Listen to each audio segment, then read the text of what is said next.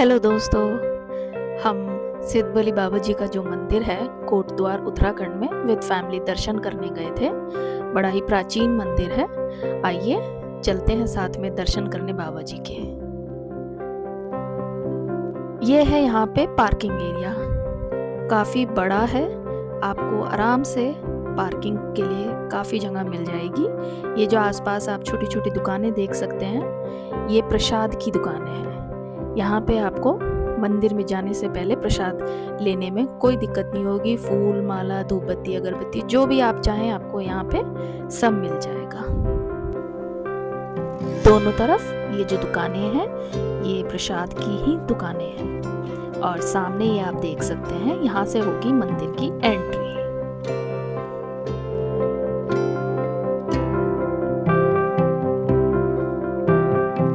मंदिर में एंट्री करते ही राइट साइड पे आपको सीढ़ियाँ दिखाई देंगी। ये सीढ़ियाँ चढ़ने में आपको 10 से 12 मिनट लग सकती है और फिर आप मंदिर तक पहुँच जाएंगे।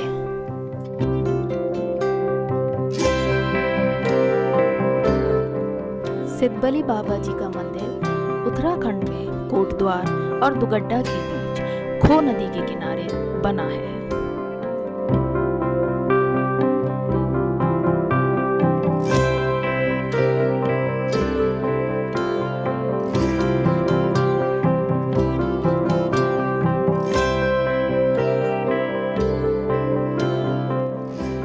कहते हैं सिद्ध बाबा को इस स्थान पर तपस्या करने के बाद ही हनुमान जी की सिद्धि प्राप्त हुई थी और उन्होंने यहाँ हनुमान जी की एक विशाल पत्थर की प्रतिमा बनवाई। उस समय के बाद इस स्थान का नाम सिद्ध बली पड़ गया।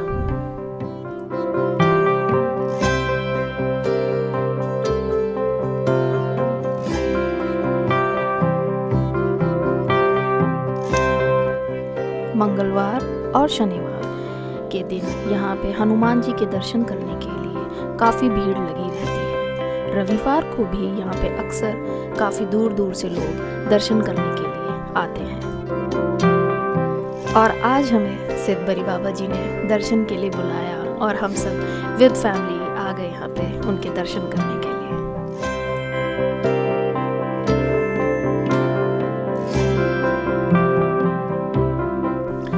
और हनुमान जी का नाम लेते हुए, सीढ़ियाँ चढ़ते हुए कब हम मंदिर पहुँच गए हमें पता ही नहीं चला।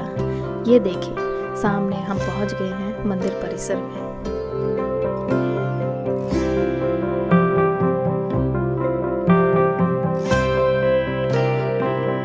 हम बाबा जी के मंदिर सुबह 9 बजे पहुँच गए और लकीली इस टाइम हमें ज़्यादा भीड़ नहीं मिली और हम बहुत ही आराम से बाबा जी के दर्शन कर पाए। यहाँ चारों तरफ चित्रों के साथ काफ़ी चौपाइयाँ लिखी गई हैं। यहाँ पे हनुमान चालीसा की चौपाई और रामचरितमानस की चौपाई भी लिखी हुई आप देख सकते हैं।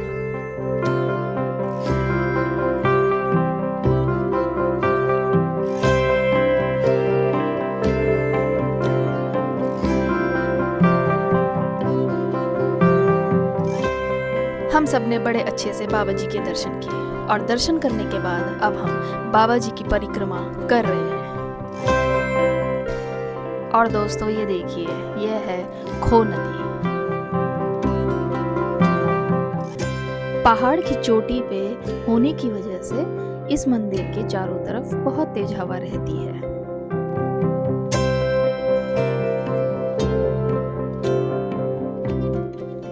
हवा काफ़ी तेज़ है और हवा में ठंडक भी काफ़ी है क्योंकि दिवाली के आसपास का समय है जब ठंड आने लग जाती है। इसी वजह से हवा में काफ़ी ठंड थी।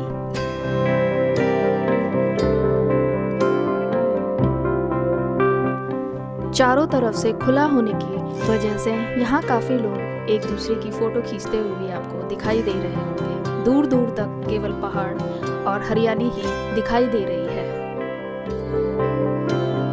परिक्रमा पूरी करने के बाद यहाँ मंदिर परिसर में ही नीचे की तरफ शिव जी का बना हुआ एक मंदिर है जिसमें हम उनके दर्शन करने के लिए नीचे उतर रहे हैं।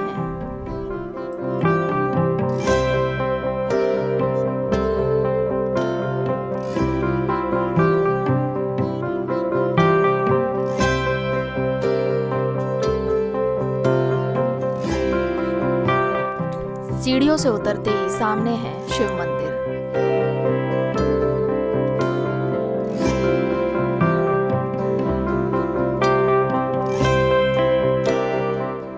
और शिव मंदिर से भी आपको खो नदी के किनारे का व्यू मिलता है।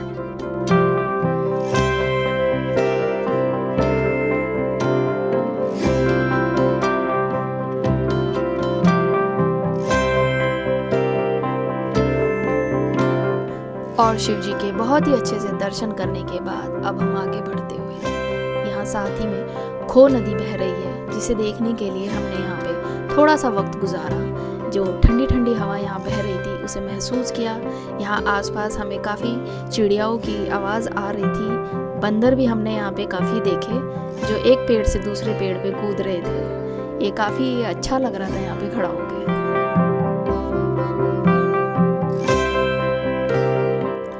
मंदिर में दर्शन करने के बाद अब हम सब प्रसाद ग्रहण करने के लिए भंडारे की तरफ बढ़ रहे हैं।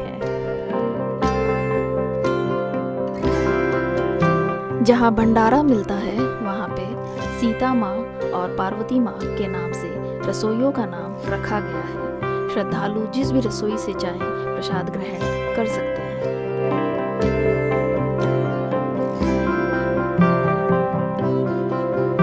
बाबा जी के आशीर्वाद से इन रसोइयों में जो भंडारे कराए जाते हैं वो आप जैसे भक्तगण ही करवाते हैं।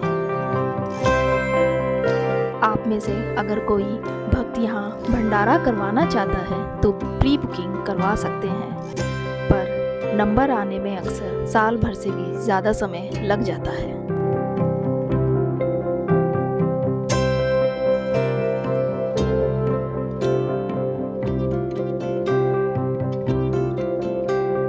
हमने ये प्रसाद सीता रसोई से ग्रहण किया। यहाँ पे भंडारा सुबह से ही चालू था।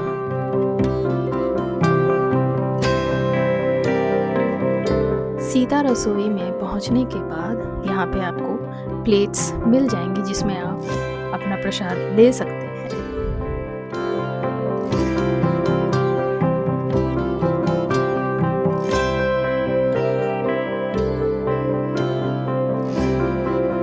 प्रसाद लेने के बाद हम सब आगे की ओर गए। वहाँ पे प्रसाद ग्रहण करने के लिए एक प्रॉपर जगह बनाई गई है जहाँ पे आप आराम से अपना प्रसाद ग्रहण कर सकते हैं। तो चलिए हम भी ग्रहण कर लेते हैं अपना प्रसाद और फिर आगे बढ़ते हैं। सीता रसोई से बाहर निकलने के बाद मंदिर परिसर में ही ये काफ़ी खुली जगह आपको देखने को मिलेगी। यहाँ पे अक्सर भक्तजनों की भीड़ लगी रहती है, उसके बावजूद यहाँ का एडमिनिस्ट्रेशन यहाँ की साफ सफाई में काफ़ी ध्यान देता है। बाबा जी के दर्शन करने के बाद अब हम मंदिर से बाहर आ गए हैं। आशा करती हूँ आप सबने भी बाबा जी के अच्छे से दर्शन किए होंगे। वीडियो अगर आपको पसंद आई हो तो प्लीज़ लाइक और सब्सक्राइब का बटन ज़रूर दबाएं।